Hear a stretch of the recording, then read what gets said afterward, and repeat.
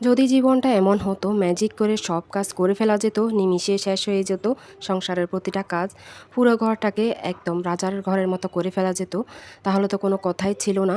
Hello everyone, আসসালামু আলাইকুম। আজ আমি চলে এসেছি আবার নতুন আরেকটি ভিডিও নিয়ে। আশা করি আপনাদের প্রতিদিনের মতো এই ভিডিওটি ভালো লাগবে। আজ সকাল থেকে কি করেছি জাস্ট টুকিটাকি আপনাদের সামনে তুলে ধরবো। এখানে প্রথমে কিন্তু উঠে ছেলেকে স্কুলে পাঠিয়ে দিয়েছি, যেহেতু বাচ্চাদের পরীক্ষা চলতেছে। তারপরে এখানে রুটি বানিয়েছি, চা বানিয়েছি, খেয়েছি।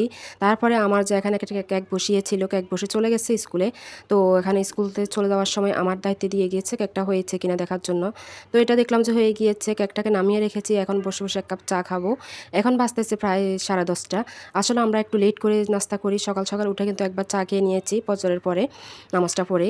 তো এখন একসাথে সব কাজ করে নেব। নাস্তা করার আগে মাছটাকে ভিজিয়ে রেখেছিলাম, এখন এটা বরফ থেকে খুলে যাওয়ার পরে ধুয়ে এটাকে ভাজি বসিয়ে দেব। তারপরে চাউল একদিকে ভাত বসিয়ে দেব। তারপরে এদিকে আমি এই দুইটা বসিয়ে তরকারি কাটাকাটি শুরু করব, কারণ এইভাবে কিন্তু খুব দ্রুত কাজ করা যায়। আমার কাছে খুব ভালো লাগে এইভাবে কাজ করতে, নিমিশে কিন্তু কাজ শেষ হয়ে যায়, একদম ম্যাজিকের মতো। বলেছি না আপনাদেরকে, ম্যাজিকের মতো। আমার এই ভিডিওটিকে কোথা থেকে দেখছেন কমেন্টের মাধ্যমে জানিয়ে দিতে পারেন আপনাদের জায়গার নামটা। আমি কিন্তু চট্টগ্রাম থেকে বলতেছি, আপনারা অনেকে জানেন, যারা নতুন তারা জানেন না, সেই জন্য বলে দিলাম আমি চট্টগ্রামে থাকি। চট্টগ্রাম থেকে আপনাদের জন্য ব্লগ তৈরি করি। তো এইদিকে আমি মাছটা ভাজি বসিয়ে দিয়েছি। এই মাছ দিয়ে কিন্তু মাছটা রান্না করলে একদম খুব ভালো করে ধরে। এই মাছটা আমার খুব বেশি ভালো লাগে, এটার মাথাটা খেতে আমার ভীষণ ভালো লাগে। গতকালকে রান্না করেছিলাম, মাথাটা আমি খেয়েছি, আজকেও একটা বসিয়েছি। জানি না এটা কার ভাগে পড়ে, যেহেতু আমরা জয়েন্ট ফ্যামিলি, সবাই একসাথে থাকি, শ্বশুর শাশুড়ি যা একসাথে সবাই। তো সেই জন্য এখানে মাছ অনেকগুলো আমি ভাজি বসিয়ে দিয়েছি। আজকে সবজি দুইটা রান্না করব, ঢেঁড়স ভাজি করব, তারপরে একটা মিক্সড সবজি রান্না করব। এই মিক্সড সবজিটা আমি বিয়ের আগে কখনো খাইনি, বিয়ের পরে আমার শাশুড়িকে দেখতাম সবসময় সব তরকারি একসাথে করে রান্না করতে। যেহেতু আমাদের ফ্যামিলিটা অনেক বড়, আলাদা আলাদা রান্না করতে গেলে অনেক তরকারি রান্না করতে হতো, অনেক সময় লাগতো। সেই জন্য মিক্সডভাবে উনি অনেক বেশি করে তরকারি রান্না করে ফেলতো। তো ওইভাবে যে করতে করতে একটা অভ্যাস হয়ে গিয়েছে, এখন আমরা মিক্স ছাড়া খেতেই পারি না কেউ। তো এখন আমরা মিক্স করে রান্না করি। যেহেতু অনলাইনে এখন আমি নতুন করে কাজ করতেছি, অনেকে হয়তো বা আমার পরিচয়টা বা আমি কে আমি জানেন না। তো আমি প্রতিদিন কিন্তু ভিডিওর মাধ্যমে একটু একটু আমার পরিচয়টা দিয়ে দিই, আমার ফ্যামিলির সম্বন্ধে সব কিছু জানিয়ে দিই আপনাদেরকে।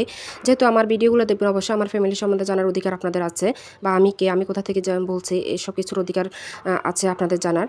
তো এদিকে দেখেন ফ্রিজ থেকে আমি সবজিগুলো নামিয়ে নিচ্ছি। এখন আমি এদিকে ঢেঁড়সগুলো কাটে নিয়েছি অলরেডি, এগুলোকে ভাজি বসিয়ে দেবো। মাছটা তো অলরেডি ভাজা হয়ে গিয়েছে।